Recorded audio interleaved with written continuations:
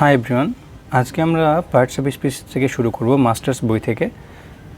আমাদের ভিডিওর one of the main reasons যে এই ভিডিও তৈরি করা কন্টেন্টে মাস্টার বইটা পুরোটা কভার করা, চ্যাপ্টার ওয়াইজ হতে পারে, সেটা আমাদের একটা লিমিটেড 10 মিনিটের বেশি ভিডিও থাকবে না, কেননা 10 মিনিটের উপরে আসলে কারোরই কনসেন্ট্রেশন থাকে না পড়ার সময়।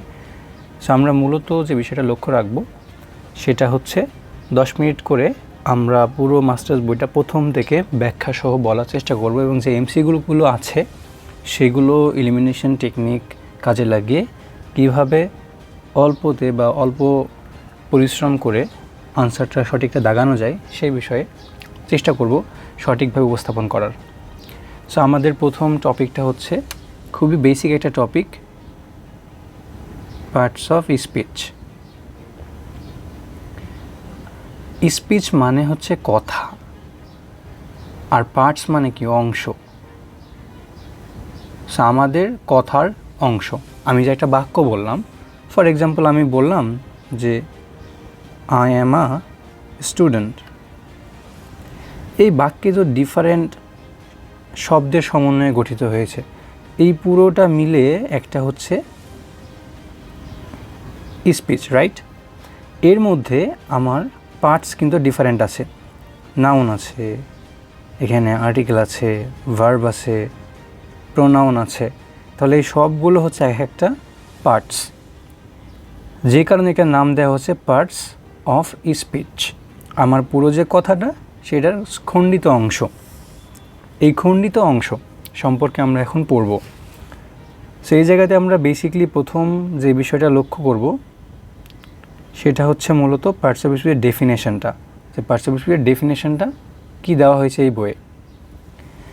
এখানে বলা হয়েছে যে পার্টস অর্থ অংশ, অফ অর্থ এর বা র মানে এর, আর স্পিচ অর্থ বাক্য। এখানে বাক্য কথা একই বিষয়, তাহলে একই কথা বলছে যে বাক্যের বা স্পিচের অংশটাই হচ্ছে পার্টস অফ স্পিচ।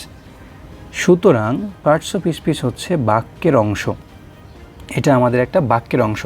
আমরা যদি বাংলায় বলি যে আমি ঢাকা যাব, এই পুরো বাক্যটা একটা ফুল বাক্য, সেন্টেন্স।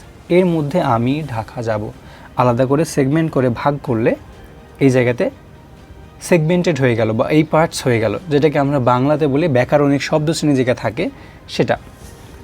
সো বাক্যের ব্যবহার অনুযায়ী অর্থ প্রদানকারী বিভিন্ন শ্রেণীর ওয়ার্ডগুলোকে পার্টস অফ স্পিচ বলে। একটা এখানে একটা দারুণ এক্সাম্পল দিয়েছে যে আ quick brown Fox jumped over the lazy dogs. এই বাক্যে এ টু জেড পর্যন্ত 26টি লেটার আছে, অর্থাৎ আমাদের ইংরেজি বর্ণমালায় যে 26টি অ্যালফাবেট আছে এ টু জেড, এই পার্টিকুলার লাইনে একটা বাক্যে পুরো 26টা লেটারই বিদ্যমান আছে। তুমি ভেঙে দেখতে পারো এ আছে, কিউ, ইউ আলাদা করে, সেটা ততটা ইম্পর্টেন্ট না এখানে। এটার বাংলা মিনিংটা হচ্ছে দ্রুত গতির বাদামি বর্ণের একটি শেয়াল অলস কুকুরগুলোর উপর দিয়ে লাফ দিল। দেখো, এটা মূলত একটা মনে রাখার টেকনিক। এটা যে খুবই একটা মিনিংফুল ইংরেজি ভাষাতে সেন্টেন্স, বিষয়টা কিন্তু এরকমও না। এরপরে বলছে যে উপরোক্ত বাক্যের প্রতিটি ওয়ার্ড অর্থ প্রদান করে বিধায় প্রতিটি এক একটি পার্টস অফ স্পিচ। আমি যেটা আগে এক্সাম্পল দিয়ে বুঝিয়েছিলাম যে আই অ্যাম আ স্টুডেন্ট, ঠিক তেমনই আ কুইক ব্রাউন ফক্স, এখানে প্রতিটা সেপারেট একটা ওয়ার্ড রয়েছে এবং প্রতিটাই হচ্ছে পার্টস অফ স্পিচ, মানে আমাদের বাক্যের অংশ। এখানে একটা মনে রাখুন, এই বিষয়টা একটু মনে রাখা দরকার, এটা আমরা নোট দিতে পারি, যেটা নোট যে মনে রাখুন a man women of parts, মানে আমরা তো পার্টস অফ স্পিচ বলতে বাক্যের অংশ বলছি। যখন আমরা বলবো উমেন অফ পার্টস অথবা আ ম্যান অফ পার্টস, এটা একটা ফ্রেজাল ইউজ। এটা কি ইউজ? Phrasal use.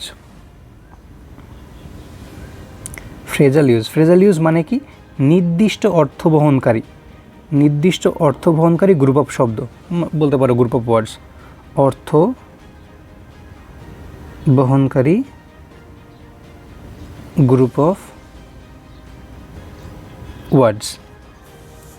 তাহলে এটা হচ্ছে একটা ফ্রেজাল ব্যবহার।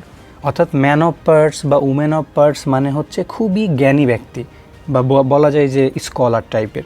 সো ট্যালেন্টেড পার্সন এখানে দিয়ে দিয়েছে মিনিংটা, গুণী বা প্রতিভাবান ব্যক্তিকে বলা হয় ম্যান অফ পার্টস। আর যদি ওই গুণী বা প্রতিভাবান ব্যক্তি মেয়ে হয় তাহলে উমেন অফ পার্টস। তো এখানে আমরা দুটো এমসিকিউ আছে, দুটো এমসিকিউ দেখে নিব। প্রথমটা বলছে he is a man of dash. So আমরা যেহেতু এটা ফ্রেজাল ইউজ, এটা আসলে আমি যেটা মানে পার্ট বা পার্টেড বা পার্টিং দিলে কখনোই হবে না। ফ্রেজাল বা ইডিয়ম একটা মুখস্থের বিষয় এবং এটার একটা নির্দিষ্ট ব্যবহার আছে। তুমি চাইলেই যে এখানে পার্টিং আনবা, বিষয়টা এরকম না, এটা ফিক্সড একটা ব্যবহার। তো মনে রাখতে হবে যে ম্যান অফ পার্টস বা উমেন অফ পার্টস মানে খুবই জ্ঞানী ব্যক্তি। তো সেই অনুসারে এখানে আমরা এটাকে আনসার হিসেবে নিব। এরপরে বলা হয়েছে যে ম্যান অফ পার্টস মিনস, এখানে কিন্তু পুরো ফ্রেজটাই দিয়ে দিয়েছে। তাহলে আমরা ম্যান অফ পার্টস মানে অ্যাজ উই নো যে ট্যালেন্টেড বা খুবই স্কলার টাইপ পার্সন। তো বাকিগুলো আমরা এলিমিনেশন করি। ওর্থলেস মানে কি, যার কোনো মূল্য নাই। সো এখানে তো ম্যান অফ পার্টস মানে খুবই ট্যালেন্টেড, তো এখানে তো ওর্থলেস হবে না। সিনসিয়ার মানে খুবই বলা যায় সতর্ক থাকে এমন একটা মানুষ।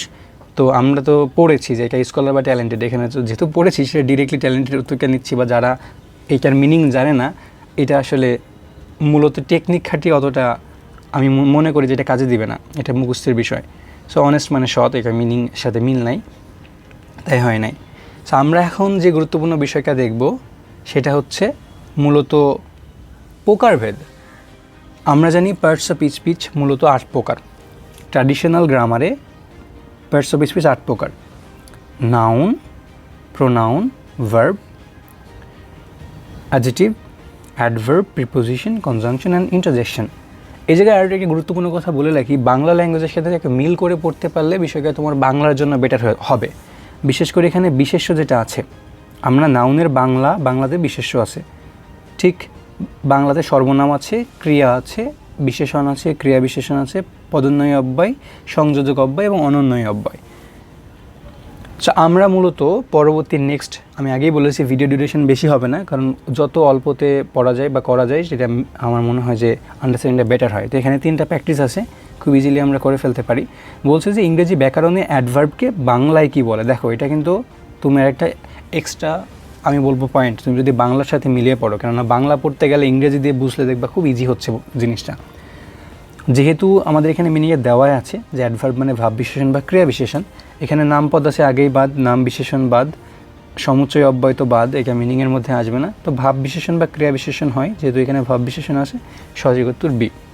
এরপরে বলছে there are dash parts of speech in English, there are number of parts of speech in English English grammar is.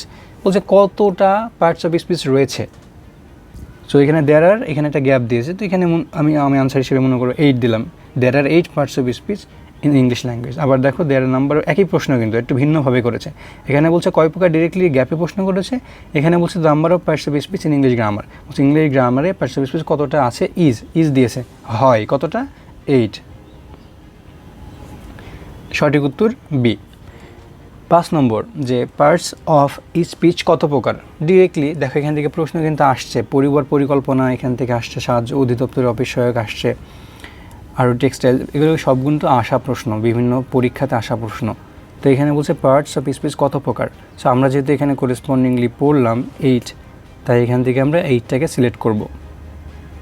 So আমাদের আজকে ভিডিওর কন্টেন্ট এতটুকুই, যে আমরা পরবর্তী ভিডিওতে নাউন সম্পর্কে আলোচনা করব।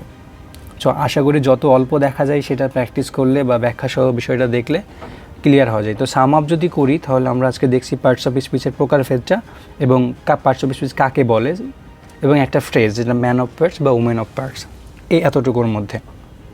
So thank you for watching.